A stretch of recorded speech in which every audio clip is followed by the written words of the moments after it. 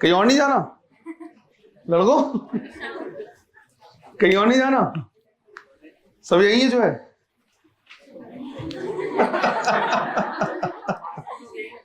हाँ अरे जाने वाले जा चुके हैं। अच्छा सही है। चलो अभी कोई एब्सेंट हुआ तो देख लेना, मैं घर में कॉल करवाऊंगा सीधे सबके। इस टाइम में कोई एब्सेंट हुआ ना सीधा घर ही कॉल जाएगा। चलो क्यों, कौन सा दिन है आज?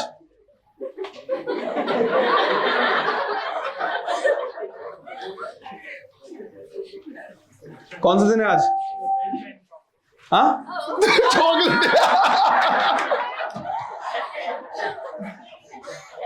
चॉकलेट बोल रहे हैं। दिन कौन सा है यार आज? वेडनेसडे।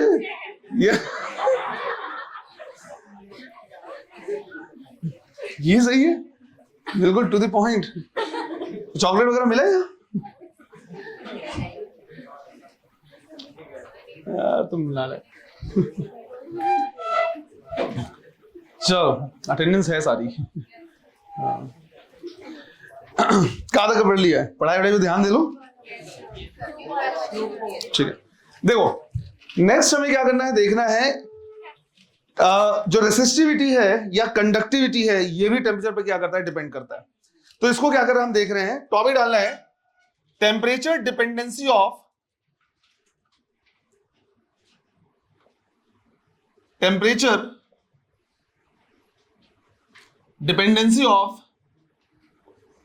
रेसिस्टिविटी, या साथ ही साथ हम बोल सकते हैं कंडक्टिविटी। रेसिस्टिविटी अगर डिपेंड करेगा तो कंडक्टिविटी भी क्या होगा, डिपेंड करेगा।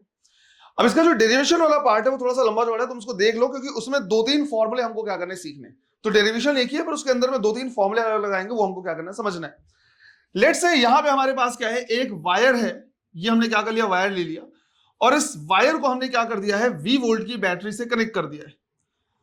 अब इस वायर का जो क्रॉस सेक्शन एरिया है वो हमने अज्यूम कर लिया कितना, A। इस वायर के अंदर में क्या है, कई इलेक्ट्रॉन्स हैं इस तरह से। जैसे ही हम क्या करेंगे, पोटेंशियल डिफरेंस अप्लाई करेंगे, इधर पे हाई पोटेंशियल, इधर पे लो पोटेंशियल, या फिर इधर पॉजिटिव पोटेंशियल, इधर लो माइनस नेगेटिव पोटेंशियल है, ये इलेक्ट्रॉन पॉजिटिव पोल की तरफ क्या करेंगे, अट्रैक्ट होंगे। इलेक्ट्रॉन जिधर मूव करेंगे, जो करंट होगा उसके अपोजिट डायरेक्शन में मूव करेगा, अपोजिट डायरेक्शन मूव करेगा। अब जो इलेक्ट्रॉन किसी भी कंडक्टर के अंदर मूव करता है, that is known as drift velocity या ड्रिफ्ट स्पीड। क्या होता है थोड़ी देर में हम क्या करेंगे, डिस्कस करेंगे, पर ये मान के चलो कि ये जिस वेलोसिटी से मूव कर रहा है वो कर रहा है ड्रिफ्ट वेलोसिटी से। अब मान लिया किसी एक पर्टिकुलर इलेक्ट्रॉन को अगर हम क्या करें, कंसीडर करें, तो वो इस छोर से इस छोर तक, एक एंड से दूसरे एंड आने में let's say delta T time लिया हुआ है। तो जो वायर का लेंथ है उसे हम चाहे तो लिख सकते हैं क्या, V D into delta T. जो लेंथ है उसको लिख सकते हैं जिस वेलोसिटी से वो मूव कर रहा है मल्टीप्लाइड बाई जितना उसने टाइम लिया, ऐसा हम लिख सकते हैं। अब यहां पे हम एक टर्म यूज कर रहे हैं स्मॉल एन। जो स्मॉल एन है इसे हम बोलते हैं नंबर डेंसिटी। ध्यान रखना, इसको बोलते हैं नंबर डेंसिटी। और नंबर डेंसिटी का मतलब होता है नंबर ऑफ फ्री इलेक्ट्रॉन पर यूनिट वॉल्यूम। हम यहां पे जो ले रहे हैं वो क्या ले रहे हैं, नंबर ऑफ फ्री इलेक्ट्रॉन ले रहे हैं, क्योंकि इलेक्ट्रॉन इसमें बहुत सारे हैं। कोई भी अगर एटम ले ले, मान लो ये एल्युमिनियम का आपने वायर लिया हुआ है, तो एल्युमिनियम के एटम के चारों तरफ बहुत सारे इलेक्ट्रॉन है, बट हमें बाकी इलेक्ट्रॉन से मतलब नहीं है, क्योंकि वो करंट कैरी नहीं कर सकते, वो एटम में बाउंडेड है और वहीं पे रिवॉल्व कर रहे हैं। But generally outermost shell के जो इलेक्ट्रॉन होते हैं वो क्या होते हैं, बाहर निकल जाते हैं, और वो इलेक्ट्रॉन जो है वो करंट कैरी कर सकते हैं। इसलिए हमने यहां पे लिखा है नंबर ऑफ फ्री इलेक्ट्रॉन पर यूनिट वॉल्यूम, और ये रिप्रेजेंट करता है क्या, नंबर डेंसिटी। तो स्मॉल एन नंबर नहीं बल्कि नंबर डेंसिटी है। अब यहां से अगर मैं नंबर ऑफ फ्री इलेक्ट्रॉन निकालना चाहूं, नंबर ऑफ फ्री इलेक्ट्रॉन अगर मैं निकालना चाहूं तो मैं लिखूंगा n मल्टीप्लाइड बाई जो भी इसका वॉल्यूम है, और वॉल्यूम को लिखा जा सकता है एरिया इंटू लेंथ, और लेंथ को लिखा जा सकता है वीडी इंटू डेल्टा टी। ये मुझे मिल गया नंबर ऑफ फ्री इलेक्ट्रॉन्स। अगर मुझे नंबर ऑफ फ्री इलेक्ट्रॉन्स मिल गया है तो इससे मैं चार्ज निकाल सकता हूं। क्वांटाइजेशन ऑफ चार्ज पढ़ा हुआ है मैंने, Q इज इक्वल टू लिखते हैं जो भी नंबर होता है multiplied by charge of electron. तो यहां से मैं निकाल सकता हूं चार्ज। अगर मैं चार्ज निकालना चाहूं तो मैं नंबर ऑफ फ्री इलेक्ट्रॉन को मल्टीप्लाई कर दूंगा चार्ज ऑफ इलेक्ट्रॉन से, तो ये हो जाएगा NaVd डेल्टा टी। ये हो गया number of free electron multiplied by charge of electron. ये मुझे मिल गया क्या, चार्ज। अब अगर यहां पे मुझे चार्ज मिल गया है तो मैं क्या निकाल सकता हूं, करंट निकाल सकता हूं कि भाई करंट कितना फ्लो हो रहा है। करंट की वैल्यू अगर निकालेंगे तो Q डिवाइड बाई उस चार्ज को यहां से यहां तक पहुंचने में जो भी टाइम लगा, डेल्टा टी। और अगर हम क्या करें देखें तो हम यहां से लिखेंगे क्या, N A V D delta T E divide by delta T. ये टर्म क्या हो गया, कैंसिल। और पहला फॉर्मूला हमें मिला I is equal to N E A V T. ये हमारे लिए क्या है, इंपॉर्टेंट फॉर्मूला है, जिसको जिसको मैं रेड मार्कर से ब्रैकेट में बंद करता जा रहा हूं वो फॉर्मूला तुमको क्या करना है, याद ही रखना है। तो पहला फॉर्मूला हमारे पास आया है I is equal to N E A V T, जहां पे n है number of electrons per unit volume, charge of electron, cross section area and drift velocity. हम डेफिनेशन लिखेंगे ड्रिफ्ट वेलोसिटी का, बाद में देखेंगे अभी इसको। ये एक फॉर्मूला आ गया। अब फर्दर हम इसके आगे बढ़ रहे हैं। हमने इसको क्या किया, ऐसे लिखा I divide by A is equal to N E V D, और I बाई A को रिप्लेस किया जा सकता है J से, which is known as current density. Current per unit area जो होता है उसको कहते हैं करंट डेंसिटी। और सिंस एरिया वेक्टर क्वांटिटी की तरह ट्रीट करते हैं, करंट डेंसिटी भी वेक्टर क्वांटिटी होता है। ये थ्योरेटिकल क्वेश्चन क्या करता है, पूछ लेता है कभी कभी। तो जो I बाई A वाला टर्म है इसको रिप्लेस कर रहे हैं किससे, J से। बाद में हम सारे टर्म्स को लिख लेंगे कि कौन सा सिंबल किसको रिप्रेजेंट कर रहा है। तो हमने लिखा यहां पे J which is current density is equal to N E V D. Let's say ये क्वेश्चन नंबर हमारा हो गया 1। फर्दर अगर हम क्या करें, अगर देखें तो हमने एक फॉर्मूला सीखा है R is equal to rho L by A, और रेसिस्टेंस को लिखा जा सकता है V by I, right. Potential divide by current is equal to rho L by A. इसी को हम थोड़ा सा क्या कर रहे हैं, रीअरेंज कर रहे हैं। इसको हमने रीअरेंज ऐसा किया कि I को इधर ले गए तो ये हो गया I बाई ए, और बाकी सारे टर्म को दूसरे साइड लेके जा रहे हैं तो ये हो गया V divide by rho L. I by A को हम लिख रहे हैं J। 1 upon resistivity is also known as conductivity. तो 1 अपॉन रो जो है इसको रिप्लेस कर दिया हमने सिग्मा से, और potential per unit length is known as electric field. तो इसको रिप्लेस कर दिया हमने किससे, इलेक्ट्रिक फील्ड से। तो J is equal to sigma E। ये दूसरा वो फॉर्मूला है जो हमको क्या करना है, ध्यान रखना है, राइट। दूसरा formula J is equal to sigma E, और इसी को हमने मान लिया इक्वेशन नंबर 2। यहां से J की वैल्यू हमने पुट कर दी इक्वेशन नंबर 1 में। तो हमने लिखा from equation number 1 and 2, J की वैल्यू अगर यहां पे क्या करेंगे, पुट करेंगे तो ये आ जाएगा sigma divide by E is equal to N E V D. Sorry एक सेकंड बेटा, sigma into E is equal to लिखेंगे एन ई वी डी। तो ये आ गया हमारे पास, ये ऐसे लिख दिया हमने इक्वेशन नंबर 3। अब हम फर्दर आगे जा रहे हैं और हम बोल रहे हैं कि किसी भी इलेक्ट्रॉन पे फोर्स कितना लग रहा है। तो सिंस वोल्टेज है, यहाँ पे इलेक्ट्रिक फील्ड होगा, इलेक्ट्रिक फील्ड है तो किसी भी चार्ज पे फोर्स लगेगा। वो लगने वाला फोर्स हम लिख सकते हैं Q इंटू ई, तो यहां पे लिखेंगे E इंटू यू। और फोर्स को हम चाहें तो मास इंटू एक्सीलरेशन लिख सकते हैं। एक्सीलरेशन का मतलब होता है rate of change of velocity. अब यहां पे अगर किसी भी इलेक्ट्रॉन पे फोर्स लग रहा है तो कायदे से उसकी जो वेलोसिटी है वो कंटिन्यूअसली बढ़ती रहनी चाहिए, बट ऐसा होता नहीं। रीजन ये है कि जैसे इलेक्ट्रॉन को हम क्या करते हैं, एक बैटरी लगाते हैं किसी भी कंडक्टर में, इलेक्ट्रॉन जो रैंडम मूव करते हैं वो एक डायरेक्शन में मूव करना शुरू करते हैं, पर जैसे ही वो मूव करना शुरू करते हैं अंदर में हर जगह पे इमोबिलाइज्ड आयंस है। ये जाता है और एक इमोबिलाइज्ड आयन से क्या करता है, कोलाइड करता है, कोलिजन से अपनी वेलोसिटी पूरी क्या करता है, लूज करता है। तो यहां से वेलोसिटी बढ़ती गई बढ़ती गई बढ़ती गई, पर किसी इमोबिलाइज्ड आयन से कोलाइड करने के बाद अपनी वेलोसिटी क्या कर दे रहा है, लूज कर दे रहा है। यही कहला रहा है रेसिस्टेंस। उसके फ्लो में एक तरीके का क्या है, हर्डल है, लेकिन फोर्स अभी भी लग रहा है।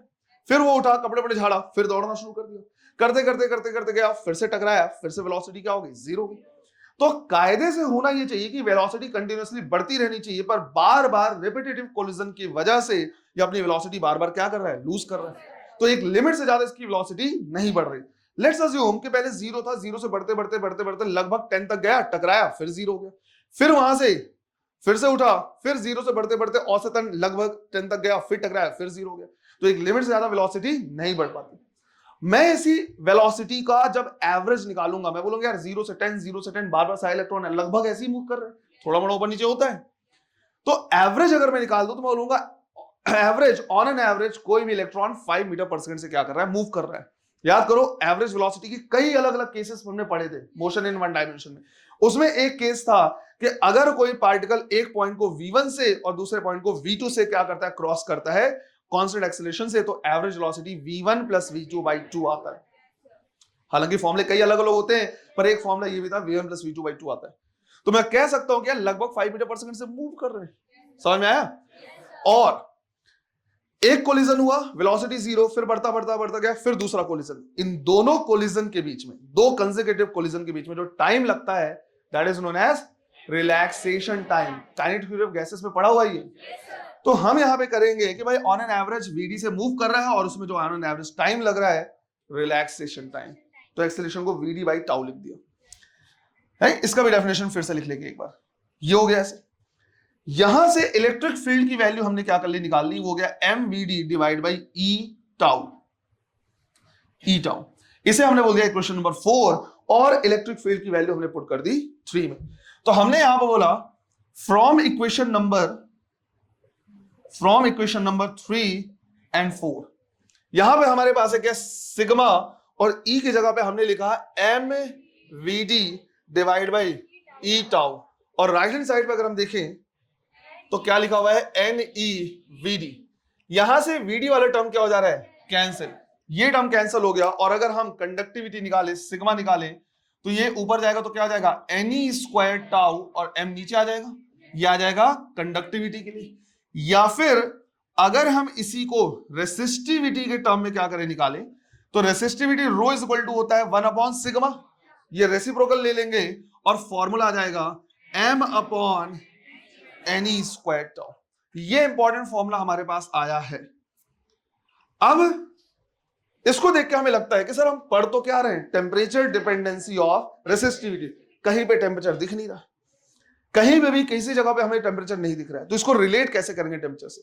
तो अभी हम उसको क्या करेंगे, रिलेट करना भी सीखेंगे। पहले थोड़ा सा इसको नोट कर लेते हैं, बट इससे पहले सारे टर्म्स हमें पता होने चाहिए। जैसे इसमें हमने क्या क्या क्या लिखा हुआ है तो वो पता होना चाहिए। जैसे रो जो है वो क्या है, रेसिस्टिविटी, ये है रेसिस्टिविटी। सिग्मा जो है वो क्या है, कंडक्टिविटी। जे जो हमने लिखा है, ये लिखा है क्या, करंट डेंसिटी, और ये एक वेक्टर क्वांटिटी है। जो n है वो नंबर डेंसिटी है, ये हमने यहां पे लिखा हुआ है। vd जो है ये क्या है, ड्रिफ्ट वेलोसिटी या ड्रिफ्ट स्पीड भी बोला जाता है। टाउ जो है वो क्या है, रिलैक्सेशन टाइम है। इन दोनों का हम क्या करेंगे, डेफिनेशन में लिखेंगे। m किसका मास है, इलेक्ट्रॉन का, और e charge of electron. Clear है ये? अब ये टेम्परेचर पे कैसे डिपेंड करता है वो हम क्या करेंगे, देखेंगे अभी। क्लियर है ये? चलो इसको नोट कर लो। यहां तक देखो, तो हमारे पास फॉर्मूला आया है रो इज इक्वल टू m/ne²τ, और हम इसको देख रहे हैं अंडर द टॉपिक कि रेसिस्टिविटी टेम्परेचर पे कैसे डिपेंड कर रहा है। लेकिन यहां पे टेम्परेचर कहीं दिख नहीं रहा है, तो वो हम क्या कर सकते हैं, एनालाइज कर सकते हैं।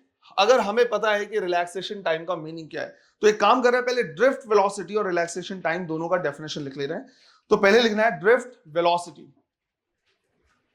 ड्रिफ्ट वेलोसिटी इसमें लिखना है on an average velocity, on an average velocity with which on an average velocity with which an electron moves inside conductor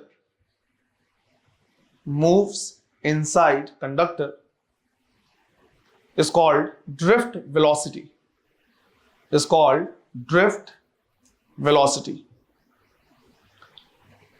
second है रिलैक्सेशन टाइम। केटीजी से याद आ रहा है किसी को रिलैक्सेशन टाइम? क्या था definition? Time between two consecutive collision, right? Same वही है यहां पे। Time interval between two consecutive collision, time interval between two consecutive collision is called relaxation time.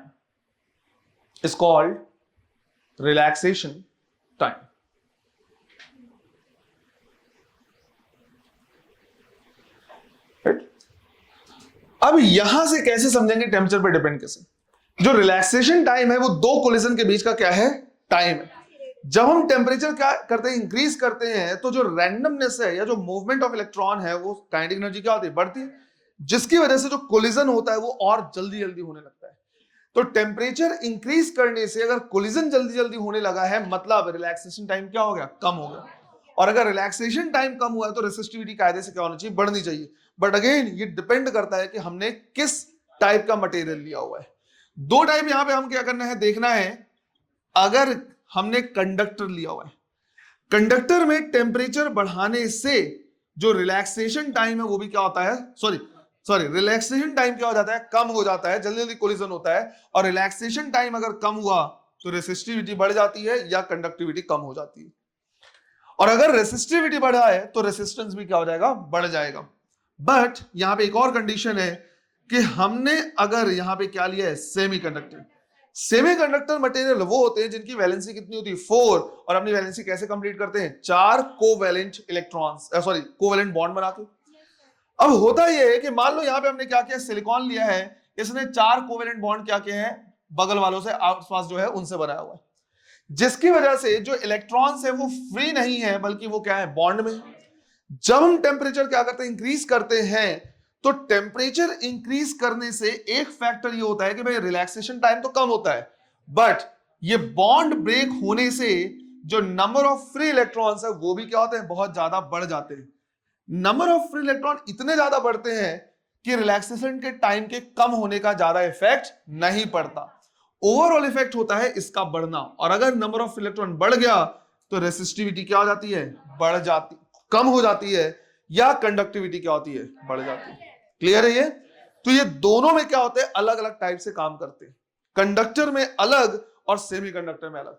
कई बार ऐसा होगा कि तुमको कंडक्टर या सेमीकंडक्टर नहीं लिखा होगा, सीधा क्या होगा, मटेरियल का नाम लिख देगा कि कॉपर है या जर्मेनियम है या सिलिकॉन है या एल्युमिनियम, इस तरह का। तुमको आइडेंटिफाई करना पड़ेगा कि भाई जो मटेरियल लिखा हुआ है कंडक्टर है या सेमीकंडक्टर। मान लो कभी ऐसा हुआ कि कुछ भी मेंशन ही नहीं है, कोई तरीका नहीं है हमारे पास ये पता करने का कि जो दिया हुआ मटेरियल हो कंडक्टर या सेमीकंडक्टर है, और ऑप्शन भी ऐसा नहीं है जो दोनों को सफाइस कर सके, दोनों को क्या करे, फुलफिल कर सके, दोनों ऑप्शन को। उस पर्टिकुलर केस में हमेशा मटेरियल को कंडक्टर ही लेके चलना है। सेमीकंडक्टर के लिए वो क्या करेगा, अलग से बताएगा। क्लियर है ये? तो उस पर्टिकुलर कंडीशन में ऐसे ही लेके चलना है। अब एक चीज और क्या करना है, समझना है कि ठीक है, यहां पे तो हमने ये देख लिया कि अगर हम कंडक्टर की बात करें तो टेम्परेचर इंक्रीज करने से रिलैक्सेशन टाइम कम होगा, रेसिस्टिविटी क्या हो जाएगी, बढ़ जाएगी। बट अगर मान लो मैंने बोला कि भाई 10 डिग्री सेल्सियस हमने क्या कर दिया, बढ़ा दिया, तो इसका ये बिल्कुल मतलब नहीं कि 10 डिग्री सेल्सियस अगर हमने टेम्परेचर बढ़ाया है तो हम यहां से उसको सॉल्व करना शुरू कर दें कि रिलैक्सेशन टाइम कितना कम हुआ फिर उससे, ऐसे सॉल्व नहीं करते। कंडक्टर के लिए सॉल्व करने का तरीका या फॉर्मूला हमारे पास क्या होता है, अलग होता है। जैसे अगर कहीं पे रेजिस्टेंस हमें निकालना है टेम्परेचर इंक्रीज करने से, तो हम लिखेंगे RT is equal to R naught 1 plus alpha delta T. या फिर अगर हमें रेसिस्टिविटी निकालनी है तो रेसिस्टिविटी इज इक्वल टू लिखेंगे rho T is equal to rho naught 1 plus alpha delta T.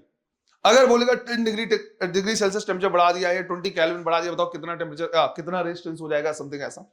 तो ये नॉर्मली दिया है टी टेम्परेचर पे और टी नॉट पे दिया, और ये टी टेम्परेचर पे, कितने टेम्परेचर में हमने क्या किया, इसको बढ़ाया हुआ है। यहां पे जो अल्फा है इसको हम बोलते हैं coefficient, thermal coefficient of resistance या फिर रेसिस्टिविटी। पहले फॉर्मूले में अगर हम देखेंगे तो यही कहला जाएगा thermal coefficient of resistance, second में क्या हो जाएगा, थर्मल कोफिशिएंट ऑफ रेसिस्टिविटी। इस पैटर्न पे क्वेश्चन हम नहीं करने वाले, रीजन ऑलरेडी हमने किया हुआ है। फॉर्मूला सब कुछ क्या था, सेम था, बस टर्म्स अलग अलग थे। कहां सीखा हमने, थर्मल एक्सपेंशन में। L is equal to L naught 1 plus alpha delta T, नाम बस अलग था, अल्फा था वहां पे linear expansion coefficient.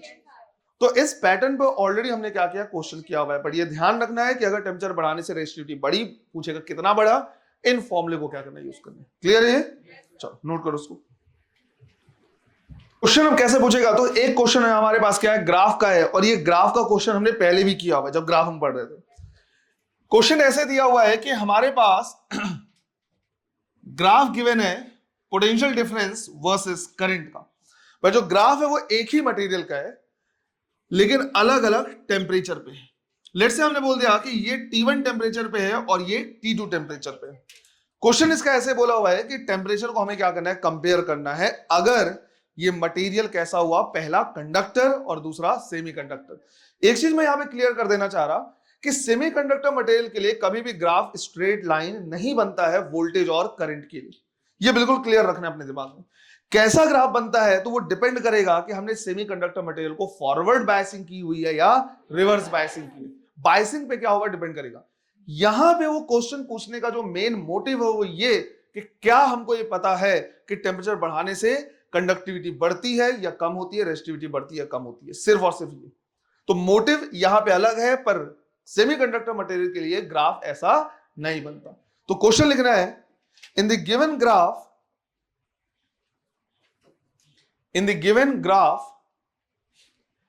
Compare the temperature T1 and T2. In the given graph, compare the temperature T1 and T2 if the material is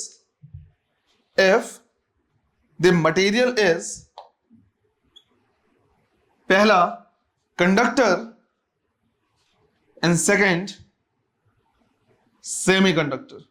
कुछ नहीं बोलेगा तो कंडक्टर मान के क्या करना है, सॉल्व करना है। करो। तो T2 ज्यादा है और सेमीकंडक्टर लेंगे तो T1 ज्यादा है ना। सिंपल तरीका ये है कि भाई रेसिस्टेंस को कैसे लिखा जाता है, V बाई आई से।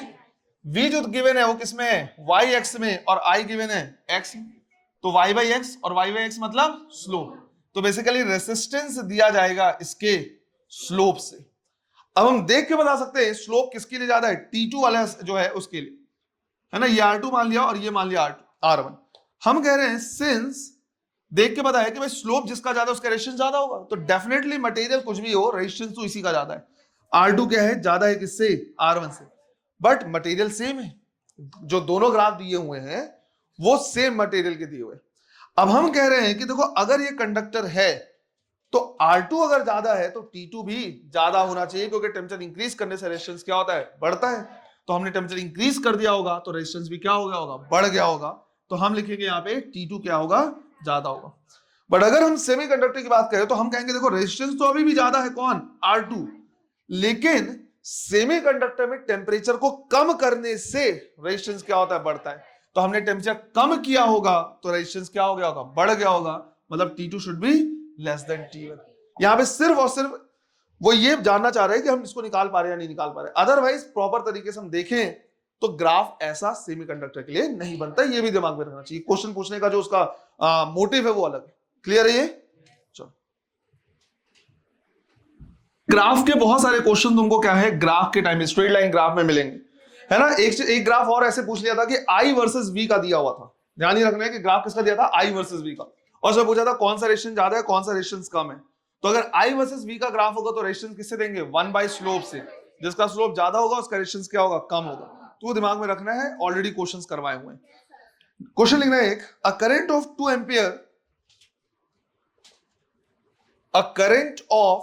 Ampere exists in a wire. Current of 2 ampere exists in a wire of cross sectional area 1 millimeter square. 1 millimeter square. First of all, if each cubic meter of wire of a square wire contains 6 into 10 to the power 28 free electrons, 6 into 10 to the power 28 free electrons, find the drift speed. Find the drift speed. ये क्या दिया वैसे, पर unit volume. बोले ना each cubic metre, मतलब पर metre cube है, मतलब ये क्या है, नंबर डेंसिटी। करो, -6 नहीं आएगा बेटा, -0.2 इंटू 10⁻³ या 0.2 मिलीमीटर पर सेकंड बोल सकते हैं, है ना। एरिया जो है वो मिलीमीटर स्क्वायर में है, तो क्या लिखेंगे, 10⁻⁻6 मीटर स्क्वायर। अब बिल्कुल फॉर्मूला बेस्ड क्वेश्चन है, यहां से हम लिखेंगे I = NEA/VD। तो VD की वैल्यू जाएगी I divide by NEA। Current कितना गिवन है, 2 ampere, divide by number density है 6 into 10⁻28। इलेक्ट्रॉन का चार्ज 1.6 इंटू 10⁻⁻⁹ और ये हो गया 10⁻⁻⁶ इसका एरिया। यहां से अगर हम देखें तो 19 और -6 -25 हो गया, और 28 और -25 -3 बचा, ऊपर जाएगा, सॉरी +3 बचा है, ऊपर जाएगा तो -3। अब यहां पे 1.6 इंटू 6 9.6, तो 2 डिवाइड बाई 9.6 आ रहा है। अगर ये 10 होता तो ये 0.2 हो जाता, 10 से कम है तो 0.2 से थोड़ा सा ज्यादा हो जाएगा, मैं बोल सकता हूं 0.21, और ये है मीटर पर सेकंड में, तो मैं इसको चाहूं तो मिलीमीटर पर सेकंड में भी क्या कर सकता हूं, लिख सकता हूं। एक चीज ध्यान रखना है कि जो ड्रिफ्ट स्पीड है वो लगभग इसी रेंज में आएगा, 10⁻³ से 10⁻⁵ की रेंज में। इसका ऑर्डर जो होगा वो यही रहेगा, या फिर सिंपल सा मिलीमीटर में आएगा, 0.2 से 2 या 0.02 मिलीमीटर समथिंग इतना आता है। ये स्पीड देखने में कम लग सकता है कि सर 0.2 मिलीमीटर पर सेकंड, लेकिन एक इलेक्ट्रॉन के हिसाब से देखें, इलेक्ट्रॉन का साइज इतना कम है कि अगर वो एक सेकंड में 0.2 मिलीमीटर तक का डिस्टेंस भी उसने ट्रेवल कर लिया, मतलब बहुत तेज, बहुत ज्यादा उसके लिए क्या है डिस्टेंस है। समझ में आ रहा है? एक इलेक्ट्रॉन इतना छोटा साइज है कि अगर वो 0.2 मिलीमीटर भी चला गया, मतलब बहुत ज्यादा उसने क्या कर लिया, डिस्टेंस ट्रेवल कर लिया, तो उसके हिसाब से ये स्पीड क्या है, बहुत ज्यादा है। क्लियर है ये? चलो करो एक क्वेश्चन इस पे और कर रहे हैं। A current of 1 ampere, a current of 1 ampere exist in a copper wire, exist in a copper wire of cross sectional area of cross sectional area 1 millimeter square, cross sectional area 1 millimeter square, full stop. Assuming one free electron, assuming one free electron per atom, calculate the drift speed, calculate the drift speed of free electron, calculate the drift speed of free electron. आगे दिया हुआ है density of copper is, density of copper is 9000 kg per meter cube, 9000 kg per meter cube। और जो मेरे hint है, copper का molecular weight है 63.5 ग्राम पर मोल। करो मीटर पर सेकेंड। अप्रोच क्या है तुम्हारा? अगर इस क्वेश्चन में तुम देखो तो क्या मिसिंग है, राइट? Number density. क्या मीनिंग होता है नंबर डेंसिटी का? Number of free electrons per unit volume. एक यूनिट वॉल्यूम मतलब 1 मीटर क्यूब। अगर एक यूनिट वॉल्यूम की बात करें मतलब 1 मीटर क्यूब। मुझे ये जानना है कि 1 मीटर क्यूब में कितने फ्री इलेक्ट्रॉन्स हैं, वो दिया नहीं, बट ये बोला हुआ है कि अगर एक एटम है तो उसके लिए अज्यूम कर लो कि 1 फ्री इलेक्ट्रॉन। तो मुझे अब ये जानना है कि 1 मीटर क्यूब में कितने एटम्स हैं, और वो पता करने के लिए मुझे ये पता होना चाहिए कि 1 मीटर क्यूब में कितने मोल्स हैं, और मोल्स पता होने के लिए मुझे पता होना चाहिए 1 मीटर क्यूब में कितना मास है। ये वही तो है डेंसिटी का मतलब क्या होता है, 1 मीटर क्यूब में कितना मास। तो जितना भी कैलकुलेशन हमारा हो रहा है वो किसके लिए हो रहा है, 1 मीटर क्यूब के लिए, कि भाई 1 मीटर क्यूब में मास कितना है, 9000 kg।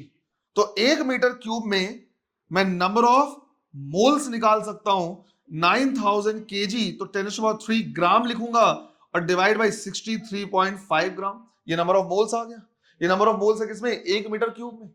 फिर उसी 1 मीटर क्यूब में मैं नंबर ऑफ एटम निकाल सकता हूं, तो मैंने लिखा 9 इंटू 10⁻⁶ मल्टीप्लाइड बाई 6.023, अप्रोक्सीमेट 6 ही ले रहे हैं, इंटू 10⁻23 डिवाइड बाई 63.5, ये हो गया 54 इंटू 10⁻29 डिवाइड बाई 63.5। इतने एटम, और क्वेश्चन में बोला हुआ है जितने एटम है उतने ही फ्री इलेक्ट्रॉन्स भी, मतलब 1 मीटर क्यूब में इतने ही फ्री इलेक्ट्रॉन है। तो 1 मीटर क्यूब में जो फ्री इलेक्ट्रॉन होता है वही क्या कहलाता है, नंबर डेंसिटी। तो मुझे नंबर डेंसिटी मिल गया। राइट। नंबर डेंसिटी कितना 54 इंटू 10⁻29 डिवाइड बाई 63.5 63.5 इलेक्ट्रॉन पर मीटर क्यूब। अब अगर आ गया तो बाकी सारी चीजें निकाल सकते हैं। I is equal to N E A V D, तो वी डी की वैल्यू जाएगी I divide by N E A.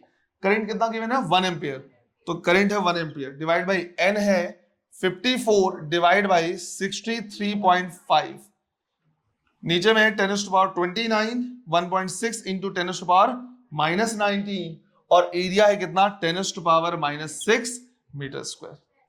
Clear है ये? तो 9 और 6 90 25 हो गया, 29 माइनस 25 कितना हो गया 4, ऊपर जाएगा तो -4। तो बेसिकली इतना पार्ट हमको क्या करना है, सॉल्व करना है, इतने पार्ट को इंटू 10⁻⁻4, तो ऑलरेडी सॉल्व करने पे शायद ये आएगा 0.7 ये आएगा 0.74, तो इसको लिख सकते हैं 7.4 इंटू 10⁻−5 मीटर पर सेकेंड। अप्रोक्सीमेट हमारा आंसर यही आना चाहिए, -3 से -5 के बीच में लगभग आता है। क्लियर है ये? क्वेश्चन सिंपल लेकिन इंपॉर्टेंट, क्योंकि एक छोटा सा ट्रिकी पार्ट है बस, और वो ये। क्लियर है ये? देखो देखो नेक्स्ट क्वेश्चन लिखना है, a parallel plate capacitor has plates of area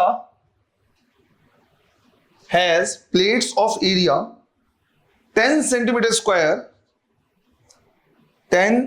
square separated by a distance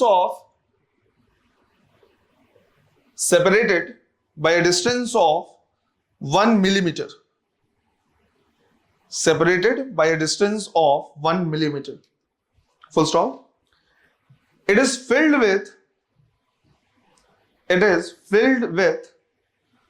a dielectric slab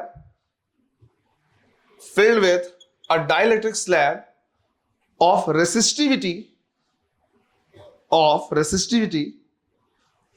10⁻13 ohm meter, resistivity 10⁻13 ohm meter, and then it is connected to a battery of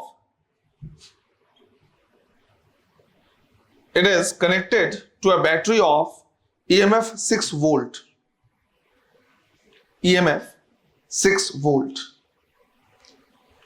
First off, find the leakage current through the capacitor.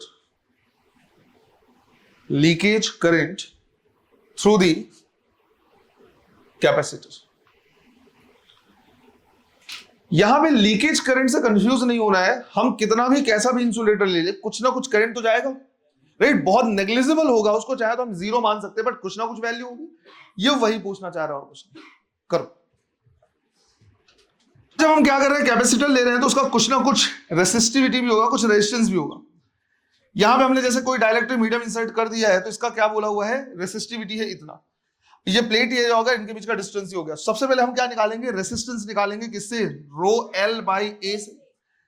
Resistivity काफी high है 10⁻13, distance है कितना 1 millimetre, तो 10⁻³ metre, और area है 10 centimetre square, तो 10 into 10⁻⁻4 या वापस से 10⁻⁻3 ये भी आ जाएगा, राइट? ये कैंसिल हो गया, वापस से कितना आएगा 10⁻13 ओम, इतना रेजिस्टेंस आ गया। अब अगर हम क्या करें, करंट देखिए, तो हम लिखेंगे क्या, V डिवाइड बाई R, तो 6 डिवाइड बाई 10⁻13, तो आंसर आएगा 6 इंटू 10⁻⁻13। ये जो करंट है वो नेग्लिजिबल है, इसीलिए हम ये भी बोलते हैं कि भाई कैपेसिटर के बीच में कोई करंट फ्लो नहीं होता है, तो ये नेग्लिजिबल है, बट इतना निकाल सकते हैं, बोल सकते हैं, इसी को ये लीकेज करंट का नाम दे रहा है। क्लियर है?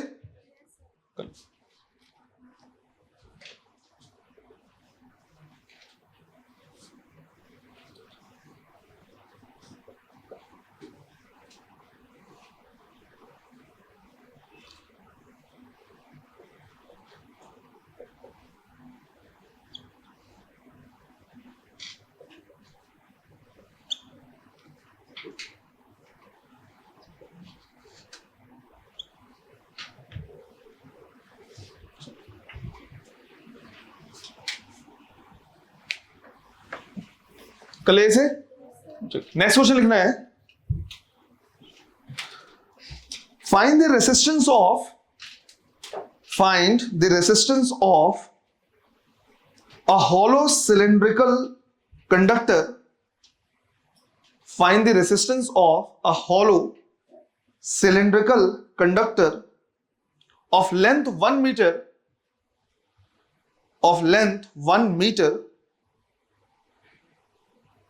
and inner and outer radii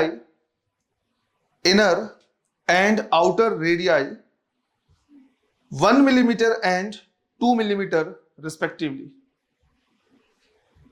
Inner and outer radii of 1 millimeter and 2 millimeter respectively.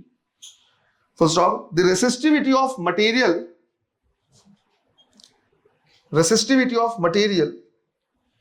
is 2 into 10 to the power minus 8 ohm meter. 2 into 10 to the power minus 8 ohm meter, है ना। इन दोनों length के बीच में क्या करना है, find out करना है। -3 2.1 into 10 to the power -3। Calculation तो सही करो यार, कैसे क्वेश्चन गलत कर रहे हो। देखो, अगर इसके क्रॉस मुझे क्या करना है, रेजिस्टेंस निकालना है, तो फॉर्मूला क्या है, रो L by A.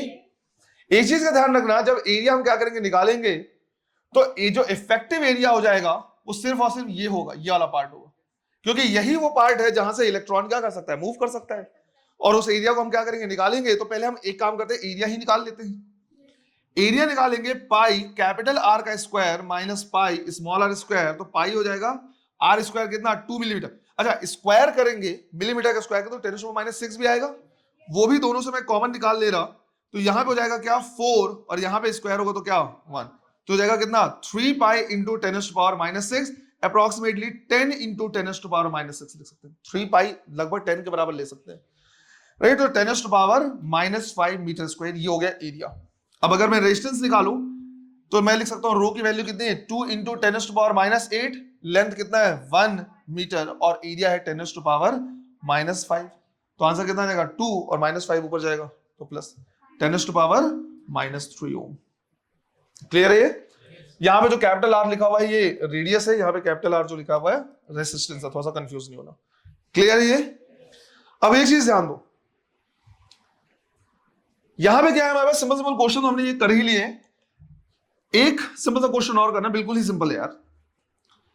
Let's say मैंने तुमको बोला कि एक वायर में जो चार्ज है वो as a function of time इस तरह से फ्लो हो रहा है, 5t² + 3t + 1। इस तरह से क्या हो रहा है, वायर में चार्ज फ्लो हो रहा है। तुमसे बोला है find the current eight t = 5 second. कर सकते हो तुरंत? क्या आएगा आंसर?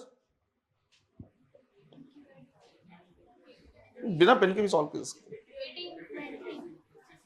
गलत नहीं देना बिना पेन के, भाई तुम सॉल्व कर लो, तुम गलत मत बोल दो।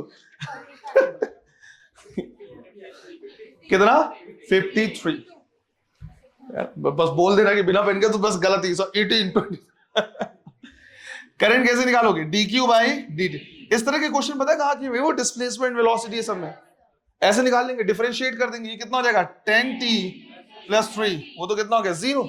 अब करंट कब निकालना है तुमको, 5 सेकेंड में, तो 10 × 5 + 3 कितना आएगा 53। ऐसे बकवास क्वेश्चन भी आते रहते हैं।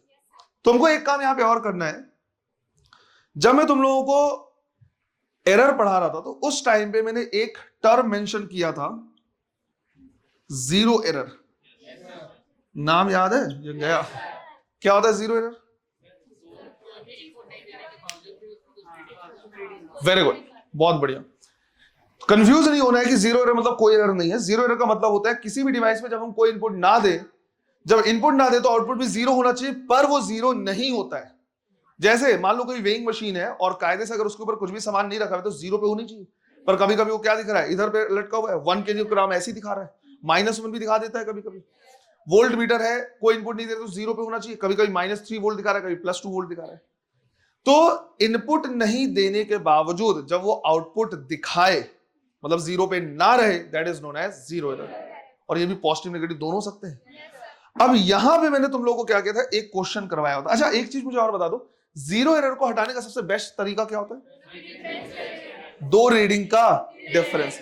अगर दो रीडिंग्स हैं, दोनों में जीरो एरर एडिड है, अगर हम उनका रीडिंग का क्या कर लेंगे, डिफरेंस लेंगे, तो जीरो एरर क्या हो जाएगा, हट जाएगा। कुछ जाना बजाना अभी हमने कुछ दिन पहले पढ़ा है सोनो रेजोनेंस पाइप में एंड करेक्शन था, दो रीडिंग का डिफरेंस लेते एंड करेक्शन हट जाता था। चीजों को कनेक्ट करना सीखो, आसान रहेगा।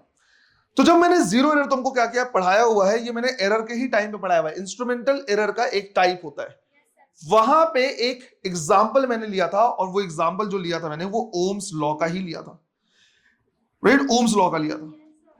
अगर तुमने अभी रिसेंट रिवाइज किया हो तो तुमको मिला होगा, नहीं रिवाइज किया होगा तो तुमको यही नहीं समझ में आ रहा होगा सर जीरो एरर क्या बता रहे हैं।